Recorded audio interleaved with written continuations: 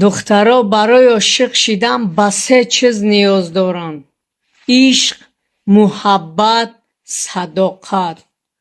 پیش از اینها با پول، خانه، ماشین، دارایی. دنیا رو بین،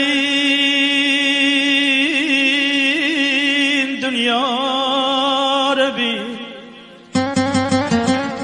شاعرای دوره پیش شیخت یک نام باقی گذاشتن که تا به امروز همه از اونها یاد میکنند. نکی شاعرایی که حوض اینستاگرام رو آمده یورا کی یاد میکه باشه. به عقل امروز با دوست داشتم زنگ گفتم اصل بخی که روز شده.